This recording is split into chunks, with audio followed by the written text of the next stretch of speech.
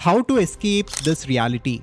How to transcend the matrix? Now, this might be a question that you might have thought yourself, or this might be a topic on which you're interested in. Transcending this reality and understanding what is beyond this reality is an innate tendency or an innate desire which is embedded deep within us. It is as though the Creator has planted this seed of desire to transcend this reality during the process of creation itself. All of us from all walks of life wonder about this.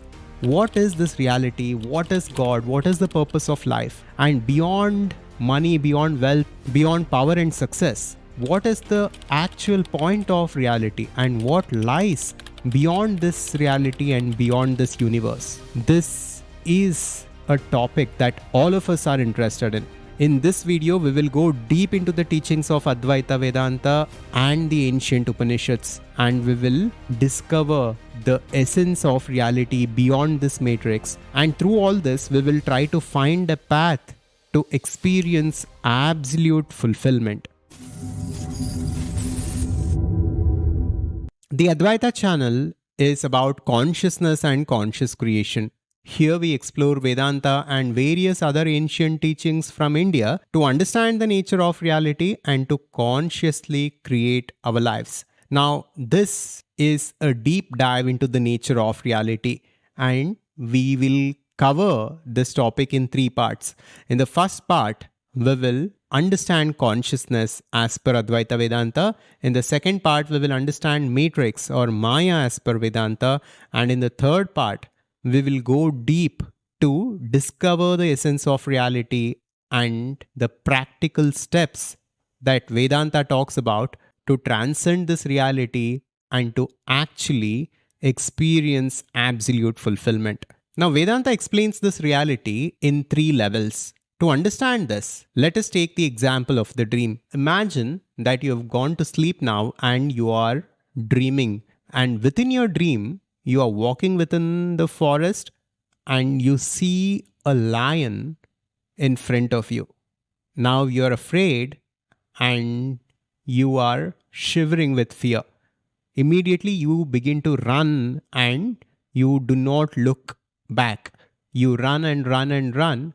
And as soon as you think that the lion is about to catch you, you wake up. You wake up and say, I'm glad it was a dream. I'm glad that was not real. Now, what is happening here? Why are you saying that it was not a real experience? Now, we do not consider the experiences of the dream as not real because it is a temporary projection. It is a simulation of our own mind. Now, here is where the story gets interesting. Advaita Vedanta says, even the waking reality, even this universe should be looked at in this same way. Even though we are experiencing this reality, it is all a simulation as per Advaita Vedanta. It is all an appearance in consciousness. And once we wake up from this matrix, from this reality, we experience our true self. The true self which is free from all boundaries, which is free from all the fears and suffering, and which is the form of pure bliss. This is where we can experience absolute sustained fulfillment. Now, this all might sound like a theory to you if you are not familiar with the teachings of Vedanta.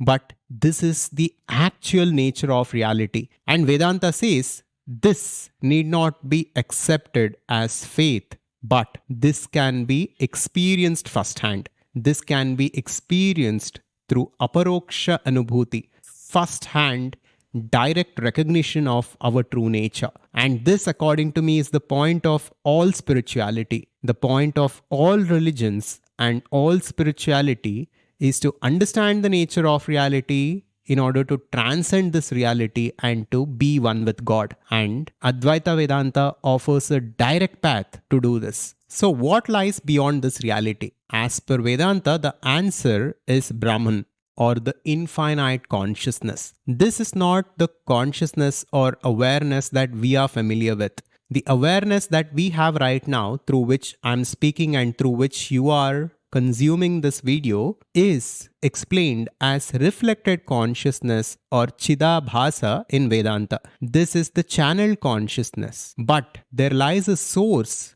beyond this channel consciousness, which is our true nature, which is in fact who we are. And once we tap into that infinite potential, that is when we can transcend the boundaries of this reality as per Vedanta. Consciousness is described as the primordial substance of the universe. Consciousness is described as the foundation for this reality. Before the universe itself, before the time-space reality itself, what existed was a state of pure consciousness. This is all there was, and this is all that will ever be as per Vedanta. And the universe and the duality, all of this that we are experiencing was, is, and will be an appearance within this consciousness. And since all of this is an appearance in that infinite consciousness, all this is that infinite consciousness at the fundamental level. Now in the second part, let us understand this matrix. Let us understand Maya. For this, I will play a short clip from the movie The Matrix. This isn't real. What is real? How do you define real? If you're talking about what you can feel, what you can smell, what you can taste and see, then real is simply electrical signals interpreted by your brain. Like you saw, the matrix is a simulation. It is a projection. It is something that we experience, but it is not something that is ultimately real. That which is not fundamentally real, that which is not ultimately real, but that which appears to be, is explained as Maya. This Maya is described as Mithya by Adi Shankaracharya.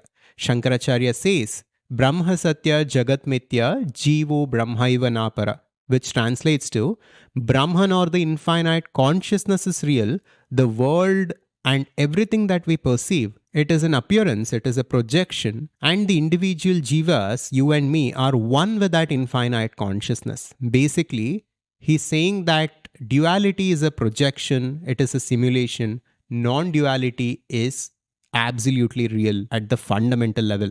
Now, how can we simplify this? How can we understand Maya in a better way? If you look at the dream example again, the dream environment and the entire simulation that you were going through within the dream was Maya. The forest, the tiger, and your own dream ego, which was experiencing the dream simulation, is Maya. Swami Vivekananda explained Maya as time, space, and causality. Basically, the framework for this universe to exist in this way is time-space reality. This time-space reality can be understood as Maya. And this Maya is simply an appearance in consciousness.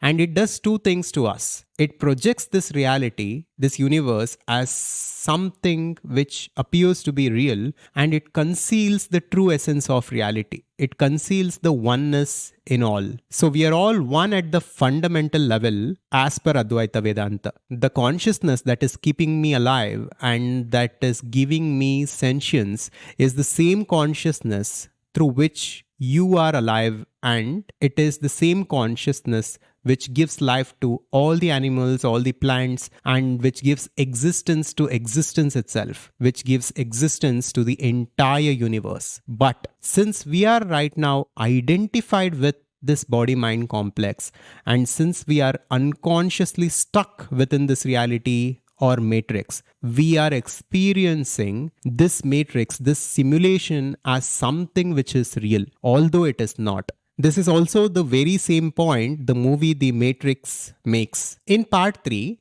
let us make sense of all this and let us look at some practical steps that we can take to go beyond this reality. First of all, I need to address a misconception here. Many people look at Maya in a negative way. Now, escaping this reality doesn't mean denying this reality or running away from what is real.